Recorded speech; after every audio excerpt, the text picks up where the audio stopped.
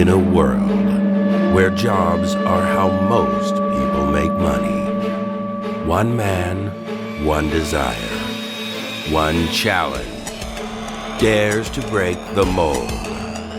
Welcome to the Old Dogs REI Network, where we don't work for money.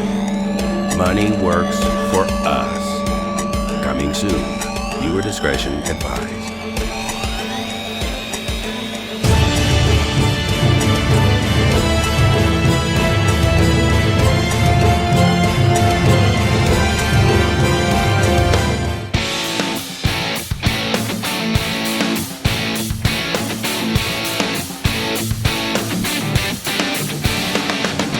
Welcome to the Old Dogs REI Network, where cash flow is king. Real estate investing, the means, so you can enjoy your retirement dreams. This is the show where we cut right to the chase. No sales pitch, no long monologues, just simple how-to real estate investing advice, so you can earn the passive income you need to enjoy your retirement today. And now, your host and chief old dog, Bill Manacero. Welcome to the Old Dogs REI Network. I'm your host, Bill Manacero, and this is the show where 50-plussers and anyone else who wants to join us get solid, no sales pitch real estate investing advice to help generate real cash flow. This podcast airs twice weekly on Mondays and Fridays, and if you aren't already a subscriber, go to iTunes or Apple Podcasts, type in Old Dogs, spelled D-A-W-G-S, find our podcast and subscribe. Well, we got a great guest for you today. Our guest is Matthew Sullivan. Matthew is the founder and full-time chief executive officer of Okay. I probably should get the name of the company before I started this. How do you pronounce that? Hello, Bill. Hello. Thank you for having me on. It's QuantmRE. QuantmRE. Okay. All right. I'm going to try that again. Luckily, it's a podcast and my producer can fix this, but No, this is right. We'll keep this. It's live. Okay. It's Okay. Hey, this is great. I love it. Okay. I'm not going to fix it. I'm just going to say that you are the full-time chief executive officer of QuantmRE. How's that? Fantastic. A serial entrepreneur. And it doesn't mean that you make, like Cheerios or anything, but you That's are right. Matthew Sullivan. He is the founder of crowdventure.com and co-founder of 2 real estate funds. He spent a number of years working alongside Richard Branson and the Virgin corporate finance team in London, UK, where he was appointed a director and trustee of Virgin's London Air Ambulance. In 1997, he chose an entrepreneurial path and founded Europe's first internet billing application service provider. Since then, he has founded and led companies in the United Kingdom, Australia, and the United States in the finance, telecommunications, technology, and real estate sectors. Well, Matthew, welcome to the Old Dogs REI Network. Thank you, Bill, for having me on. Oh, man, it's a pleasure to have you on. What a great background and real exciting stuff. So I'm looking at this, I'm kind of going, well, okay, where's the real estate? I know you say 2 real estate funds that you're involved with, but you have also been in a lot of other places, which is always exciting because we like to see how people bring their experiences and their expertise in other areas to join with the real estate world. But Yes. maybe you could just, I kind of did a quick rundown of your background, but maybe you could just tell us, where you're from, how you got involved in this space that you're in today. Well, that's the good thing about being an old dog is that, as the years go by, you get to do a few things. I mean, so I was looking at it going, well, that's not too bad because that is the summary of about a 35-year, corporate background. So that's exciting. It's amazing how time flies. But no, I moved here. I'm originally from the UK. And, I've been an entrepreneur really since my early 20s. And what that really means is that I haven't been able to hold a job down for over 30 years. Isn't that true of all of us entrepreneurs? And that is the greatest fear is that I will, end up behind a desk somewhere with my boss saying, Matthew, could I have that report by Monday morning, please? So that's the living nightmare. But I moved here almost 8 years ago and landed in Southern California. And one of the first things that I wanted to do, or the only thing I wanted to do, really was get involved in real estate over here somehow. Now, my background was finance. I had a lending company. I was involved in technology, early internet startups. So, I'm a bit of a nerd, according to my wife, and she can say whatever she likes.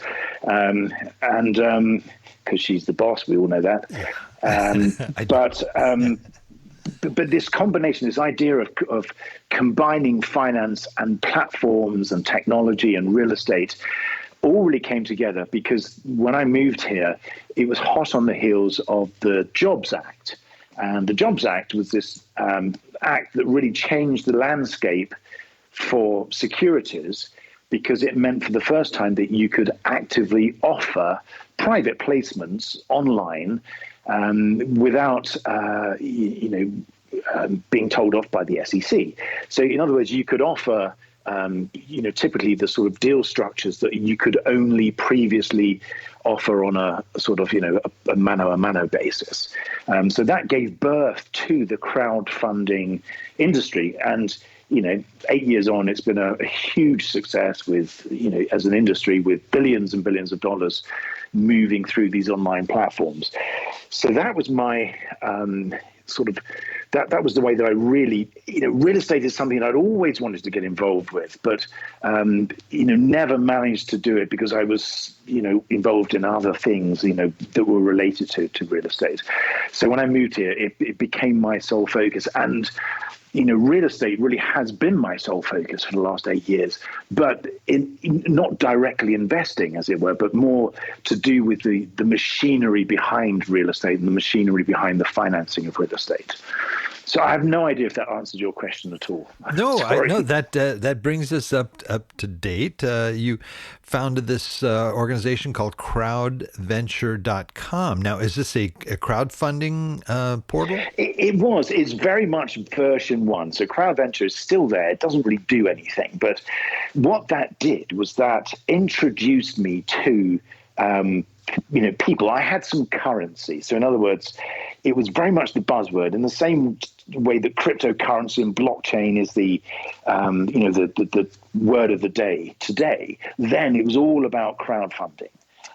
Because that was the buzzword. So the fact that I built this crowdfunding platform gave me the ability to have something new, and I managed to find a couple of three really great guys who I'm still partners with today.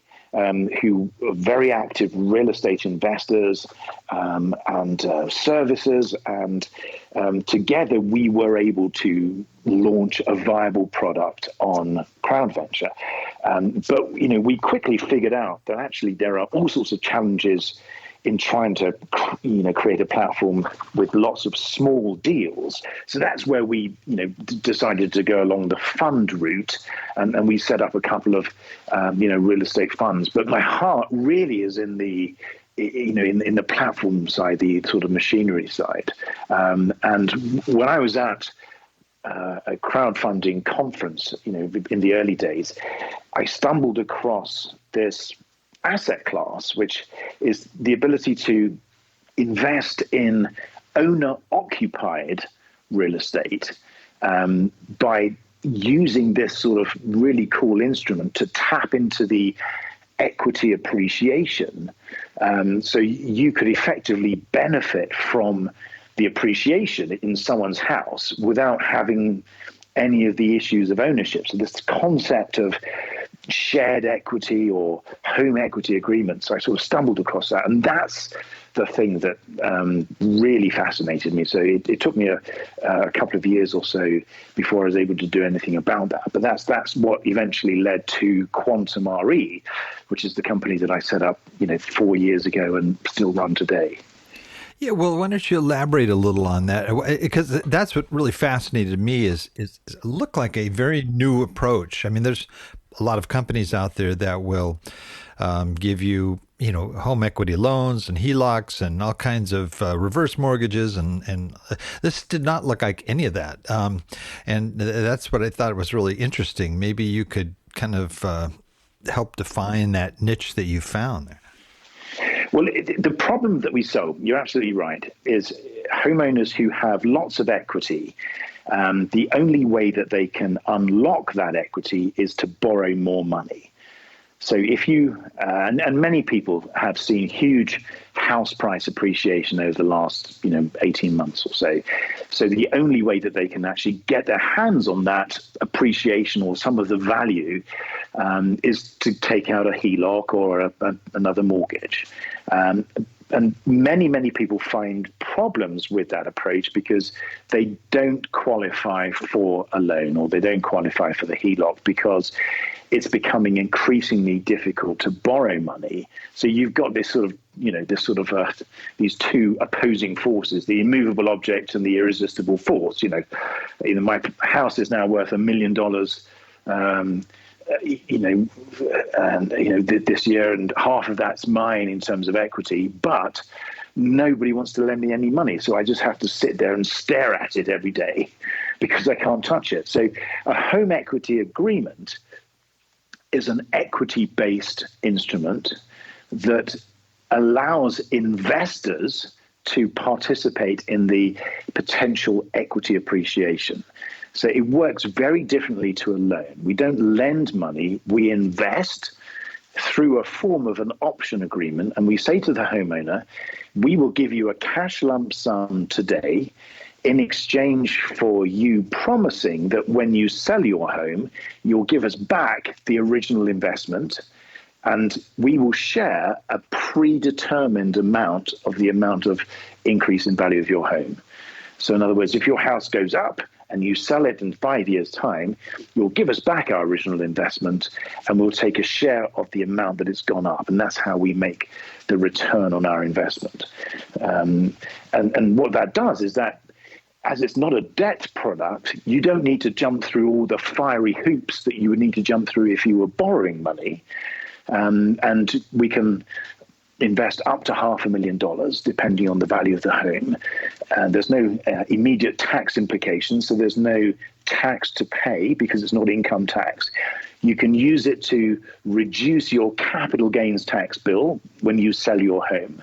And you can use the money for whatever you want. And most importantly, there are no monthly payments because it's not debt. So it doesn't appear on your credit report as debt. You can use it to pay off your mortgage if you want, or pay off your credit cards, or invest in something else. It's a very, flexible. The money that what you get, you can do all sorts of things with that capital, knowing that you haven't got those sort of wretched monthly payments to meet. Interesting. It's a really, and you don't have a position necessarily on the the deed, or if you have a second trust deed or third trust or anything like that. Well, yes, we do. Oh, you do. We okay. we don't have an ownership position, but the agreement itself is protected by a lien on title. So we do go. We are there a bit like a mechanic's lien, or it's a junior position to the existing debt. So you don't have to pay off your existing mortgage. So it's not like a reverse mortgage where you can only have that one mortgage. So you keep your existing loan, and we sit in a junior position, which just means that we're protected when you sell your home. The lien holders get paid off first. So, we get our share of the appreciation and our, investment back. The other thing that's worth mentioning is if your house goes down in value, if it collapses in value, potentially you could pay us back less than the amount that we invested. So we do take a risk on both sides. So that's another, big difference to a loan. Well, yeah, that's really good to know too. Let's say that someone wants to take one of don't call it a loan, but whatever you may call it, and they have only 5 years on a 30-year loan. You may have to wait 20 years, 25 years before you are going to get paid. So from a business standpoint, it seems a little confusing to me. You're right. And that's one of the big problems. So you've got this very long dated instrument where these home equity agreements have different durations, different flavors, a bit like you have different types of loans. So there are different types of home equity agreement. They all work in the same way, but some are 10-year agreements and some are 30-year agreements.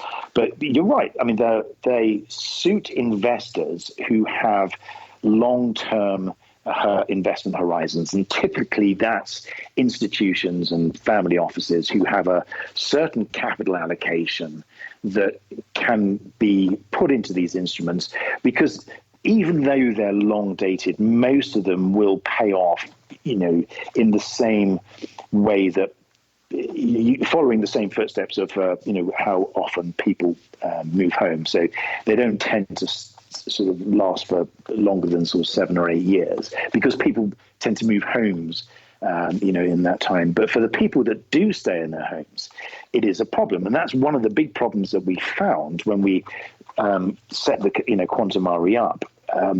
Big question is, it sounds great. You have all this wonderful downside protection, this sort of accelerated upside or magnified upside, but there's no cash pay because it's an equity instrument. And what happens if someone stays in their home for 30 years? So part of what we've created at Quantum is a secondary market. So we are building a secondary marketplace that allows these home equity agreements that we originate to be chopped up into little pieces and then, ultimately traded. So that's something that we are putting together. We're building at the moment. We're hoping that it'll be live early part of next year, in the first quarter of next year. So that creates a liquidity option. And also, there was a very large securitization, about $150 million worth of home equity agreements from one of the other companies in this space. They were securitized and sold off. So we're beginning to see secondary market activity in the same way that residential mortgages were packaged up and sold, when that started. So it's exciting to see that mirroring, residential asset-backed securities. Now, are those funds sort of the backbone of these two funds that you're involved with? Is that tied to QuantmRE? No, they're separate entities. They are income funds, so they invest in commercial mortgages. Okay. So the two funds that and again, my role in that really is very. I'm not actively involved in those funds, really, because I don't have the sort of real estate expertise in that particular area. So those funds are very much in the capable hands of my partners. But what we invest in is primarily commercial mortgages, where we're lending money to commercial developers who are building, residential developments, single-family, multifamily homes, and other, similar types of properties. Gotcha. So with this product, and I was reading your background materials, and I could be way off base here, but is there a crypto element in this? Well, again, yes, there is. There's a blockchain element. So, okay. Blockchain is a very useful technology from an accounting perspective, because it's really just a very efficient ledger system. So it keeps track of ownership. It keeps track of who controls or who owns what at any one time. And it does it in a very efficient way, in a very cost-effective way, in a very scalable way. So it's a great technology. And cryptocurrency is built on blockchain technologies. So our secondary market and trading platform has been designed on the Algorand blockchain. So we use this, fabulous new technology to be able to keep track of who owns what part of what home equity agreement. So if we take a home equity agreement and we offer it for sale on our secondary market, we could have a $100,000 home equity investment, and we chop it up into $1,100 pieces.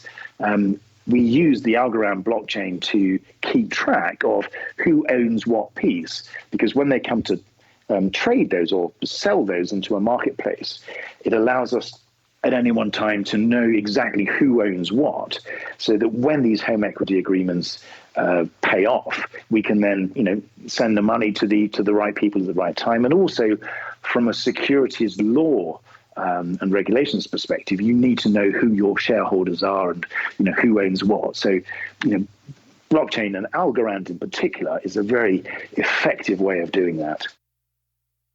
Now, looking at our audience here as real estate investors, one of the problems that we encounter is, the HELOC is only something we can take off of our primary residence, is that the same case with this, or if you have investment property, can you do this as well? Yes, it is available on investment properties, so there are no restrictions. So you do not have to be the occupier of the property.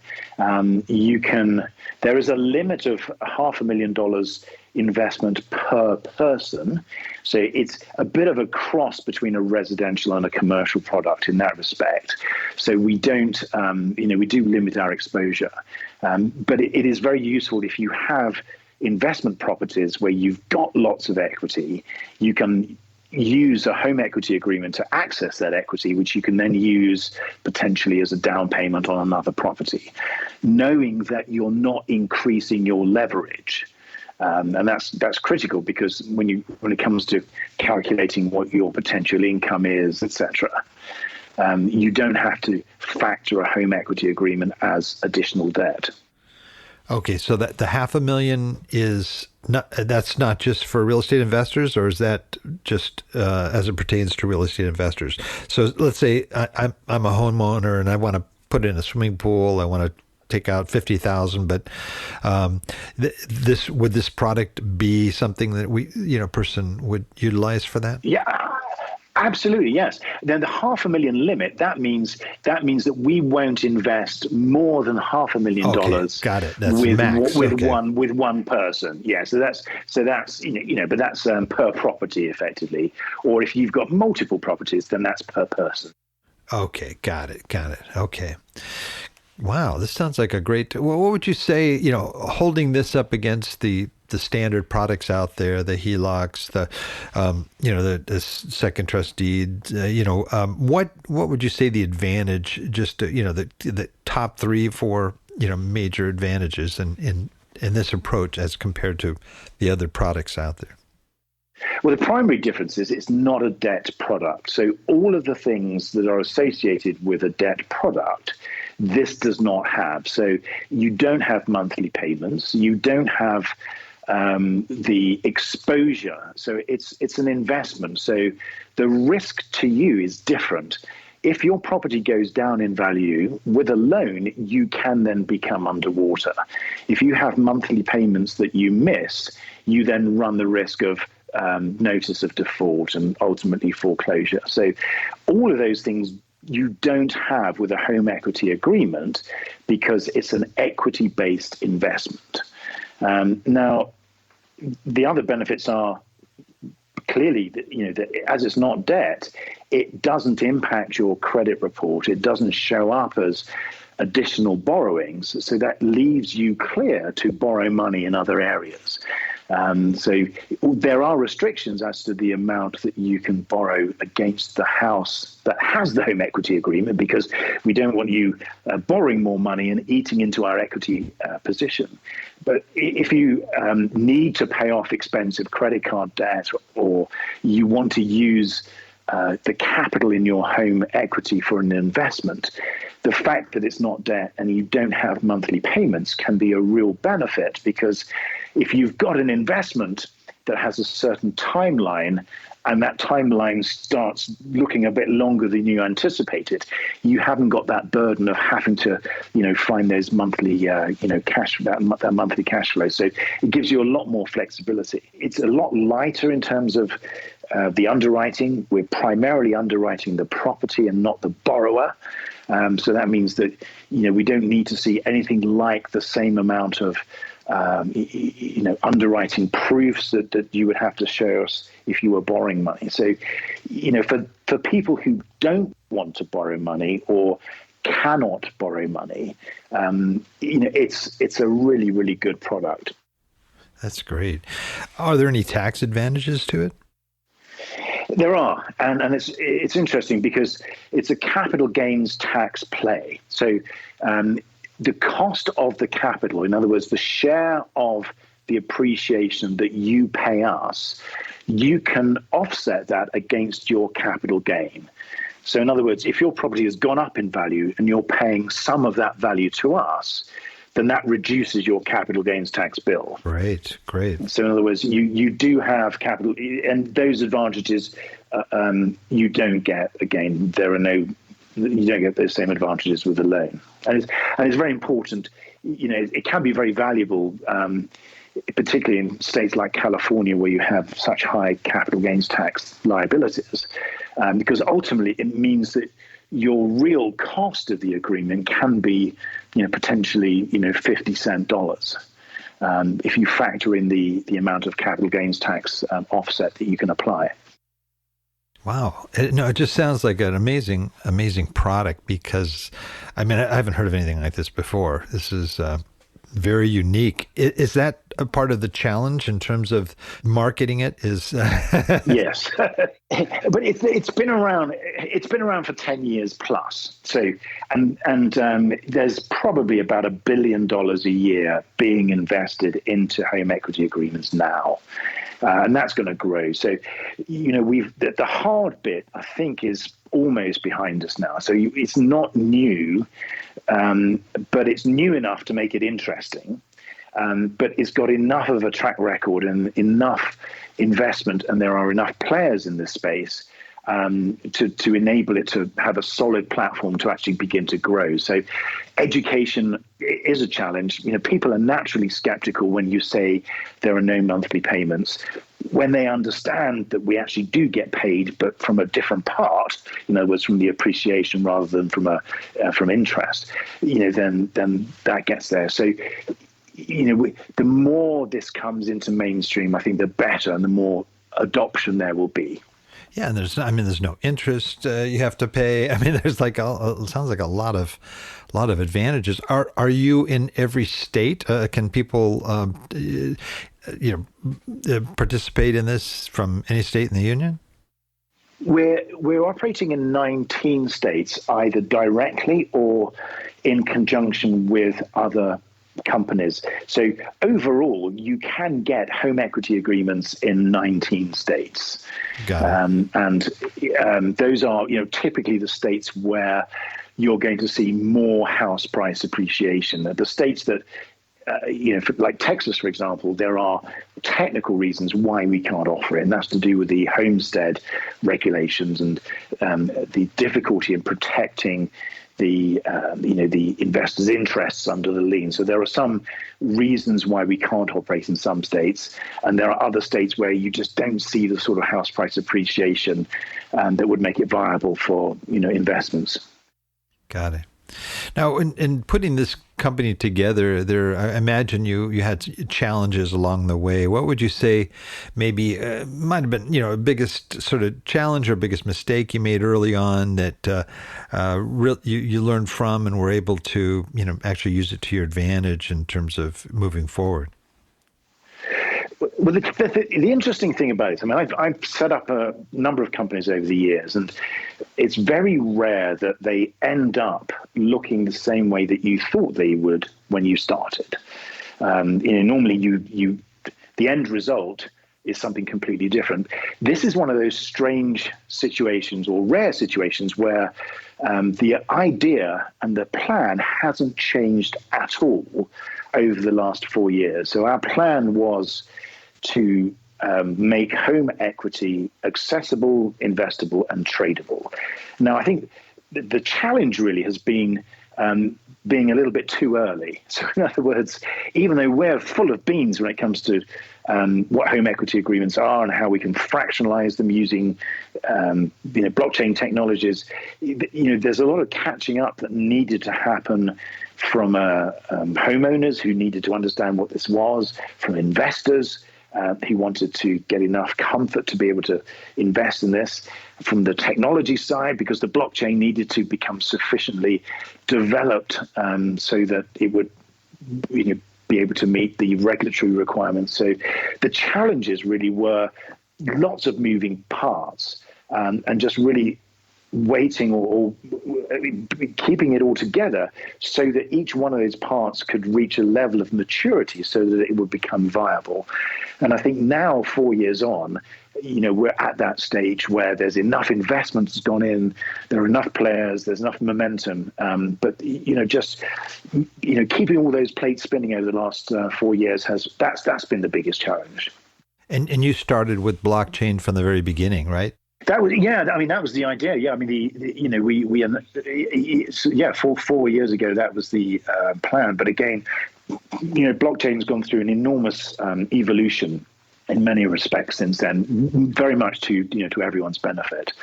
And it's a bit like the internet. When it first came out, you had the big buzz and then the collapse because no one really knew what it was. And then what we're seeing now is the emergence of really solid companies, solid, reliable technology that really is going to make a difference. And as you progressed with this too, were there certain things that you didn't anticipate in the beginning that actually have been even better than you had anticipated? Yeah, I think really just the hardest. Again, it's all about education. I mean, we had COVID that impacted us because no one really knew what was going to happen to the housing market. So, even though we'd created a bit of a head of steam and had some momentum in terms of originating deals, when COVID came along, all of the investors sort of disappeared and just said, right, well, we'll come back when we know what's going on. So that made it challenging, but I don't think we were alone in that respect. By no means. 2020. But I don't think there was. I think the biggest challenge is just building that momentum, trying to get a new product out there. But the great thing is that this product does solve such a problem on such a large scale. That's what's kept everything, that's what's kept the fires burning bright, is it is actually a solid proposition. And I can say that because I didn't think of it. It wasn't my idea. So, I can't take any credit. It was, this was around way before I just sort of adopted it as my sort of, personal stepchild. But, so it solves a problem. And we've seen such house price, such sort of huge appreciation that problem is actually getting worse. So people are sitting on more and more money now. And on the flip side, from a cash flow perspective, it's actually harder for a lot of people to make ends meet. So even though they're richer on paper, they're still struggling. So house price appreciation is very much working in our favor. Definitely, and the fact that you were breaking things up into these into the secondary market sounds like that was something that happened after you had been doing this for a little while too, which makes a lot of sense, and it seems like it'd be a great income source for the business to continue to perpetuate itself. Yes, I mean, what that does, that's something we're still building. That's something that we're going to launch next year. That's the current plan. But the securitization was done by another company who also operates in this space. That company, who are much bigger than us, which is great, because they're really sort of plowing the fields, as it were, ahead of us. But the fact that you've had $150 million worth of securitizations really proves the institutional interest in this. Right. Well, one of the challenges that a lot of us old dogs encounter is that, especially if we're retired, is that we stop having W-2 income, and we're living off of our retirement. We're more like 1099 type folks here, and as wonderful as you see, these interest rates, 2 point something for a mortgage loan or whatever. 9 times out of 10, a lot of people don't qualify because they are a 1099. They're not a W-2. That's right. And so how would your product work with that audience, with those folks? Well, again, it's ideally suited because we don't look primarily at your income because we're not increasing your debt. So what we're doing is we're focusing on the equity in your home. So for retirees who have lots of equity, but don't want to go down the reverse mortgage route, for a number of reasons, they may not qualify, they may not like the idea of the restrictions that a reverse mortgage brings. This is an ideal way of unlocking large amounts of capital without the burden of monthly payments or additional debt, and without having to prove 10 years worth of accounts, or I know I'm exaggerating, but sometimes it feels like that. Right.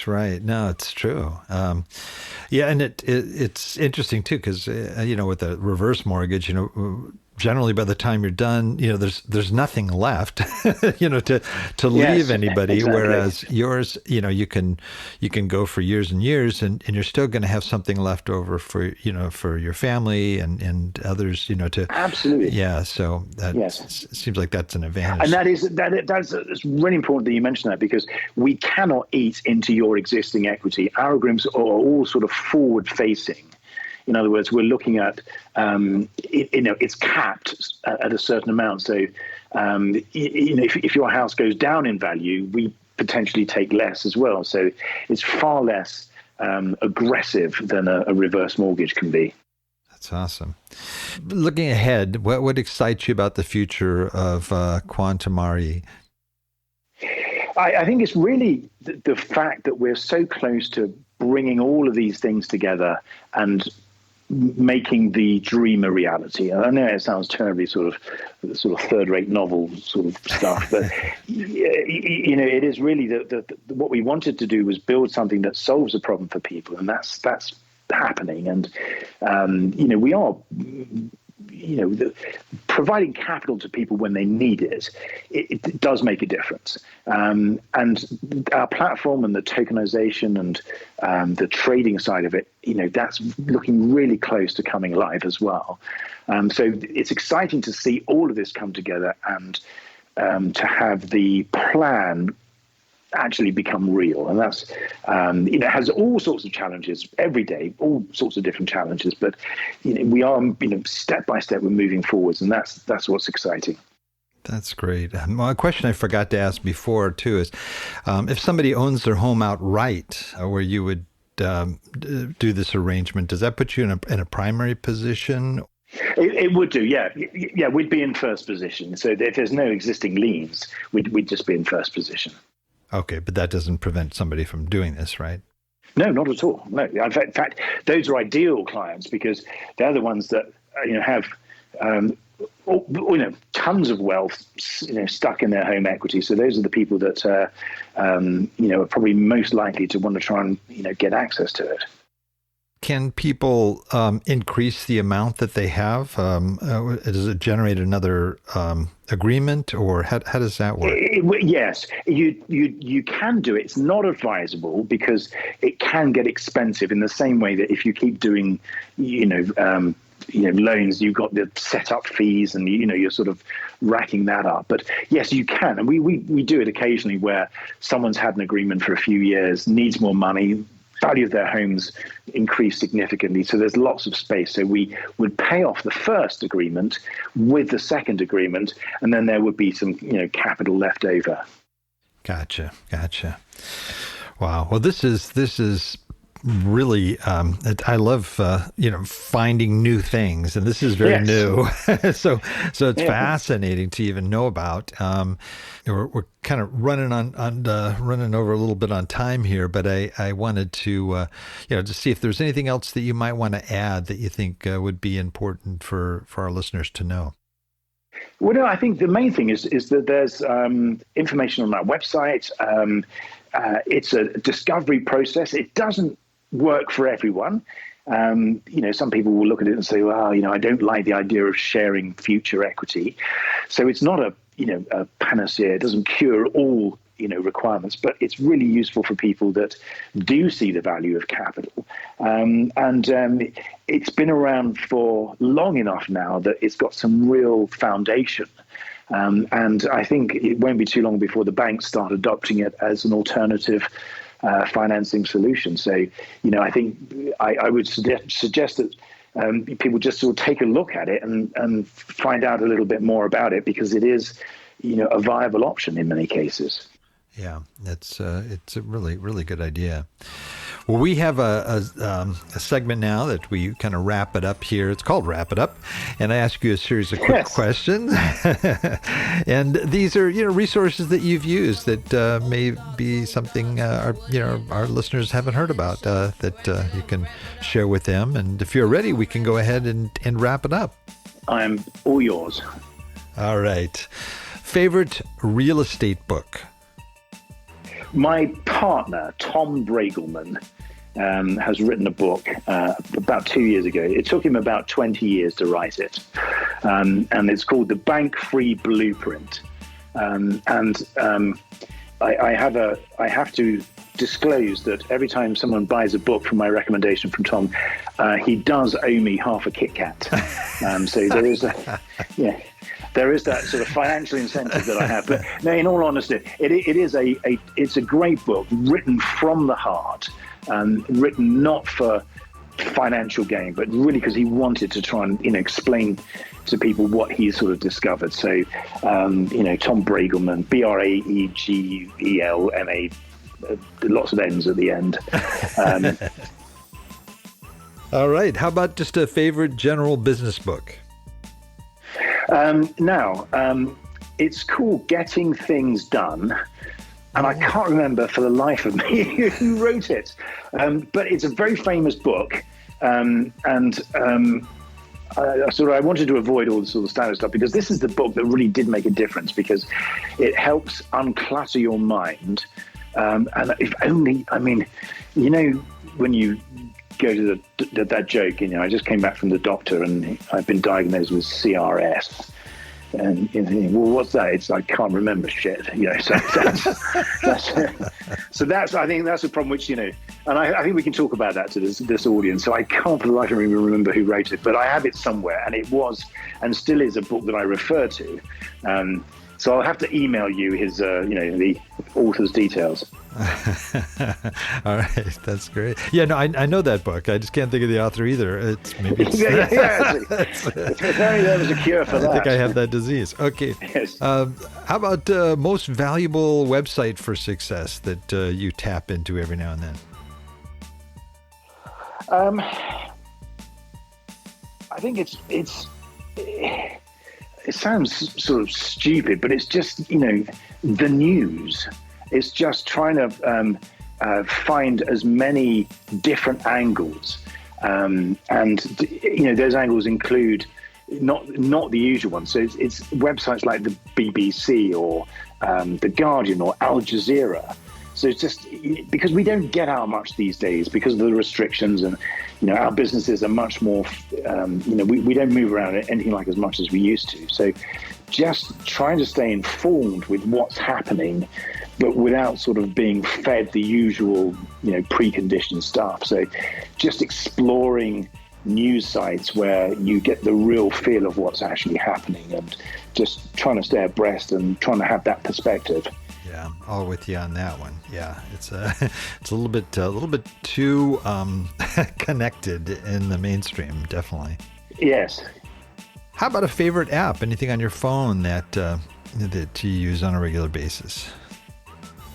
Well, again, it's just these sort of to-do lists. Trying to unclutter your mind so that you don't try and have, remember stuff you've got to do. That's the biggest lesson that I learned, was just don't use your mind as some sort of, bucket to try and remember everything. It's designed for creativity. So if you try and use it to remember, tomorrow I've got to send this email, then you'll just end up grinding to a halt. So there are a number of different apps that you can use to just keep track of stuff you've got to do, and remind you, so that you can just rely on those. Is there one that comes to mind that might be more effective? A slight confession here, Bill. I'm afraid that my app is actually a large paper book. I used to use Evernote. But it's just that whole concept. So I'm using app in the broadest sense. Yes. Including the more sort of, the less digital flavors. Yeah. Well, that's a habit of us old dogs. We have a different concept of apps. Definitely. Yeah. It's a book. It's still an app. You can open it and close it. It's okay. That's okay. How about favorite quote? I think it's don't sweat the small stuff. Yeah, I like that one. I don't know who said that. Again, it's just this whole idea of as you get older, you think, God, why did I ever worry about that? Right. It's just, it's, and the other one is, fear is just a temporary lack of information. Mm-hmm. That's great. That's great. So, so you're worried about stuff, but it's only because you don't really know enough. So your mind goes into overdrive, thinking, what if this happens? So it's just, I love it. Love it. Well, this one you'll have fun with, I think. I'd love to ask entrepreneurs this question here, and that is, if you lost absolutely everything, all of your assets, and you had to start all over, knowing what you already know, and all you have is $1,000 in cash, what would you do with that $1,000 to relaunch your business? I'd use it to advertise my previous skills and successes, and to find a bunch of new partners that have got lots of money. So I wouldn't use it as a direct investment. I would use it to leverage the other value that I have, which is all the contacts and the stuff that you've done. And I don't think people realize the value of that. They still think, I've got to do it myself. But actually, a lot of the value that we create is because of the relationships that you build and that strength in numbers that you have. So I'd use that money to somehow create a platform so that I could, find these people and connect with those people, because that's how you get momentum and that's how you get mass. That's great. That's great. Well, Matthew, this has been a blast. I'm sure there's a lot of people that want to find out more about you, about your company. What's the best way for folks to do that? Thanks. Everything's on the website. So it's QuantmRE.com, QuantmRE.com. And we've got downloadable guides. We've got a calculator. There's all sorts of information, videos, podcasts, blogs. We're always there at the end of the phone if you want to call us and speak to us personally. Awesome. Well, thanks so much for coming on, Matthew. This has been great information, and thank you, Bill. I think it's going to be something new for a lot of our listeners here. It's really exciting. I also want to thank all our old dog listeners out there, too, for joining us. I know there's a lot of other things you could be doing right now, but the fact that you've taken the time to join us means a lot, and we really appreciate that. Now, please note everything Matthew talked about, including some of the links here, can all be accessed in our detailed show notes on the Old Dogs website at olddogsreinetwork.com/blog. And you're going to look for the episode with Matthew Sullivan. Well, that's the show for today. Remember, cash flow is king and real estate investing the means. Until next time, keep moving forward and may God bless. Thank you very much for visiting the Old Dogs REI Network. We would greatly appreciate if you would stop by iTunes and let us know what you think of the show. We would love if you could subscribe to the podcast, give us a 5-star rating, and write a review. The more ratings and reviews we receive, the more visible the podcast will be to others. Thank you.